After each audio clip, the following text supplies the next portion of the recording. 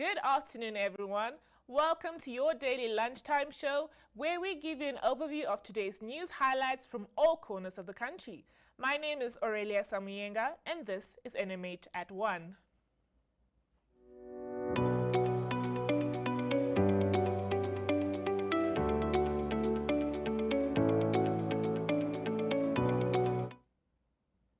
The rainy season is well and truly upon us, with the country's biggest dam, the Neckartal Dam, starting to overflow yesterday. One of several interesting stories reported on today quotes prison bosses saying their plans to have cell phone jammers installed at correctional facilities hit a brick wall over the years due to a lack of funds. Namibia Correctional Services is facing an uphill battle to keep up with the ever-changing tactics of inmates smuggling cell phones into prisons, with the NCS's budget not allowing the idea of cell phone jammers to be implemented.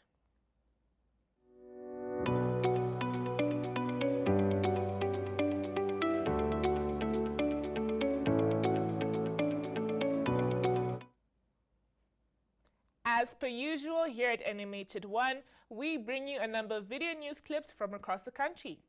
Starting off our section of contributed videos, NMH court reporter Christian Kruger sums up on the ongoing fish rod bail application that began in the Windhoek High Court yesterday.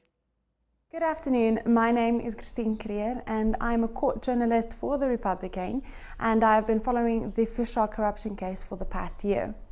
Currently, 6 of the 10 accused are in court for a bail application that was postponed last year. This includes Shaki Shangala, Mike Ngupunya, James Hatukulipi, Piers Matulelu, Philippus Mapopi, and Otniel Shurifunya. 3 of the 6 accused have already taken the stand and testified, and yesterday Mapopi started his cross-examination, which will be continuing this morning.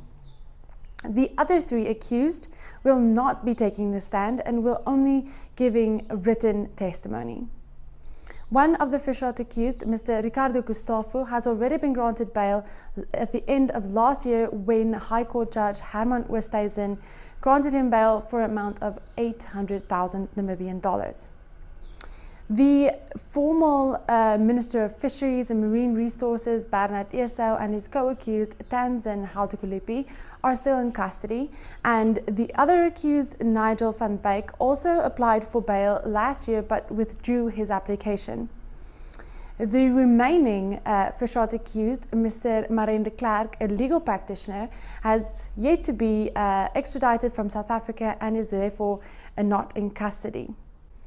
Today we will be listening and following the bail application on Facebook, on various platforms, as media houses have been granted the permission to broadcast and live stream the proceedings.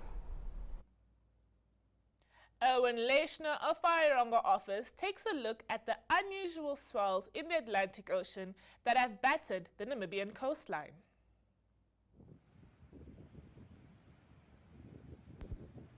The unusually high swells reported along Namibia and South Africa's coast were not caused or related to recent seismic events near Tonga.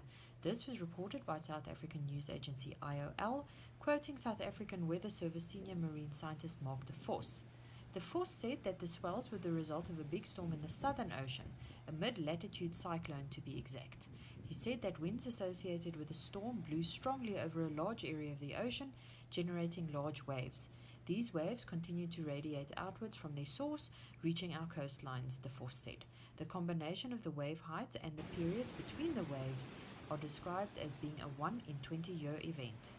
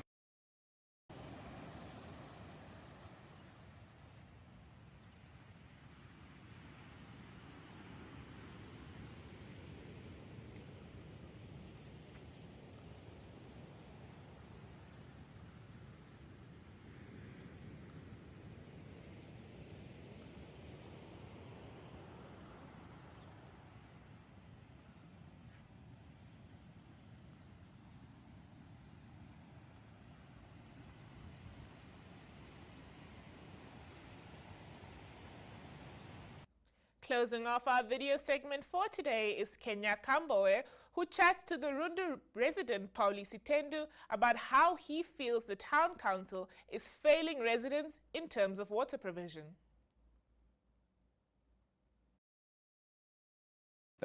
Mr. Sitendu, thank you very much for appearing on our show. What we want to engage you on is the issue of water provision in the Kavango regions, basically. We've seen a recent story about a breaking story in terms of a mother who had to witness a child being grabbed by a crocodile simply because they were using the river for various purposes. So from your point of view, what do you think should be done to address this water issue in the Kavango so that we don't have more of these crocodile attacks? Thank you, Mr. Kambowe, for this opportunity that is granted to me to say one or two words with regards to the issue of the water situation in the Kavango regions. Now, to start with, water provision is a government obligation and it is enshrined in the Constitution. It is our right as residents or as Namibians or as citizens to get water. Government needs to provide to ensure that we have access to water. And when there is no access to water, then that is failure on the part of government. Now, if you look at those that are staying along the rivers, obviously the situation forces them to go down to the river to collect because government has not made means and ways to ensure that there is potable water available through putting of taps and tanks, water tanks, and all these kind of things. So these are things that critically that we need to look at as a region. The people in the Kavango region go out so much and vote for the SWAPO party in support, but in return, these people are left even to go and fetch water. Why is government not making sure that there is water provision provided? So that in itself is a failure.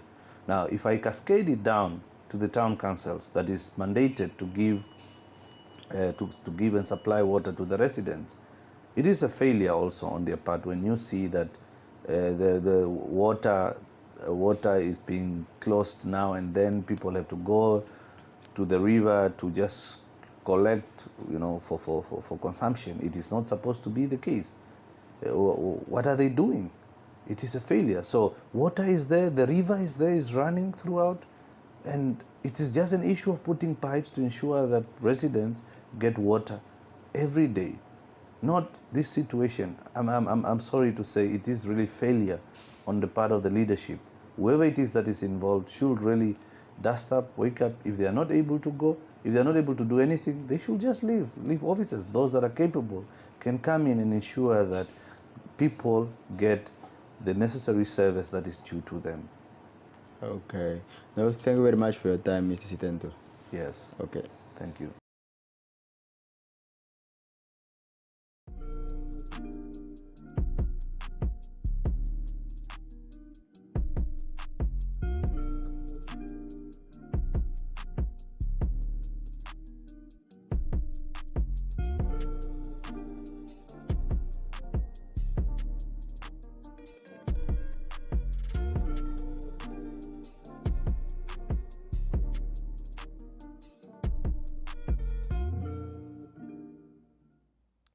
Let's have a look at the stories making headlines in today's national papers. We start off with the Namibian.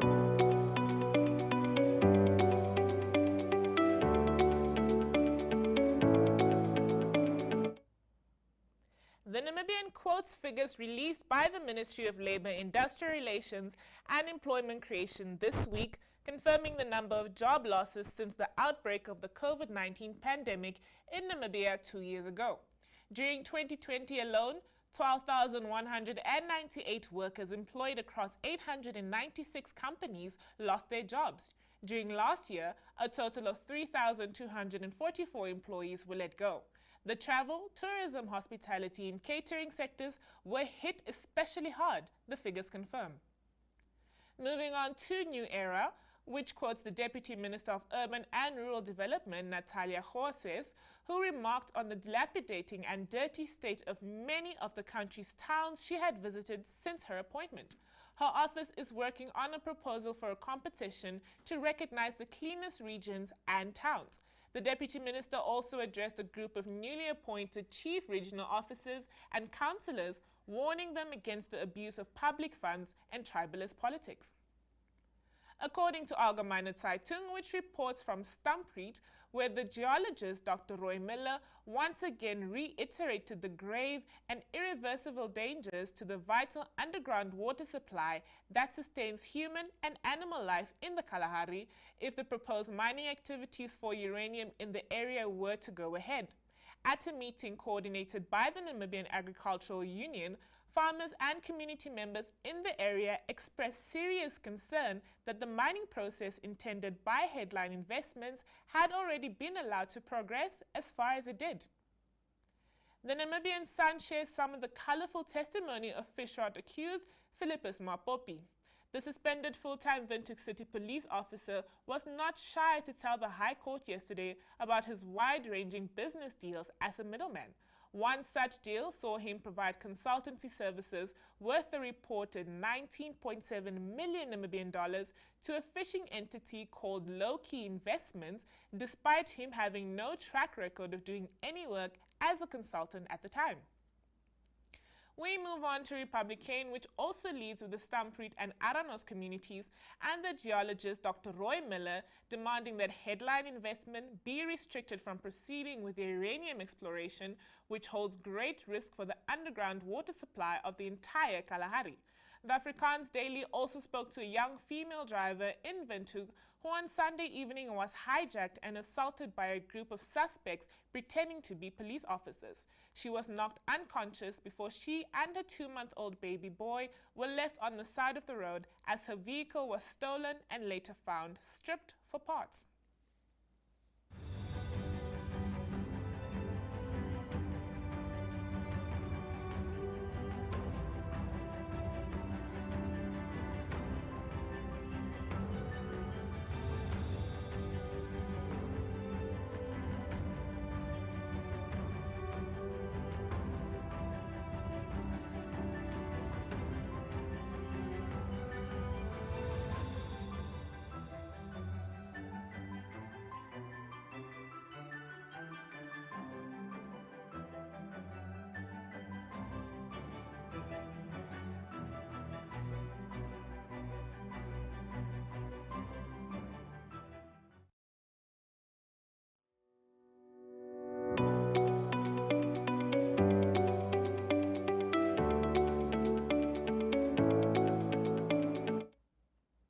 And now some of the newsworthy items from the inside pages of today's newspapers. Inside the Namibian, Northern businessman Tobias Amadila were among the peers paying tribute to the contribution of 58-year-old Johannes Njala, who died in a Windhoek hospital last weekend. Njala, with his wife Pene Hafel, were the co-owners of J&P Group with their business interests including property development and hospitality. New Era yesterday spoke to the governor of the Zambezi region, Lawrence Sampofu, who warned of the possibility of floods should heavy rains continue falling in the Zambezi River's catchment areas. Livestock farmers are encouraged to move their animals to higher grounds before the floods hit. Meanwhile, the public hearings on abortion are in full swing, Allgemeine Zeitung reports. Hearings are currently taking place in Omsati, implemented by Parliament's Standing Committee on Gender Equality and Social Development. The head of traditional authorities and constituency councillors in the area said at the public hearing that their tradition does not allow abortion. Quote, "Currently, we have 2.5 million inhabitants. That's very little. We want the population to grow. We are absolutely against it," unquote, said Festus Petrus, the constituency councillor of Onesi. Moving on to Namibian Sun, which reports that a South African airline named BDS Airways has made an offer of about 1.4 billion Namibian dollars to buy 100% of the liquidated Air Namibia assets. However, the initial offer of about 3.3 billion Namibian dollars received last November was withdrawn in early January with the proposed new offer of 1.4 billion Namibian dollars. Air Namibia's liquidators, Bruni and McLaren, have announced that they intend to accept the offer. And finally, Republican reports on yesterday's announcement by the MTC, Nestor Sunshine Tobias Boxing Academy, that their annual Independence Boxing event will be held at northern border town of Helauanafidi on the 19th of March. 3 of the country's up-and-coming WBO Africa champions will defend their belts against opponents from South Africa, Tanzania, and the DRC. Republican also reports a national cricket team captain Gerard Erasmus being named among the 5 finalists for Cricket Captain of the Year by highly rated website Crinfo. My apologies.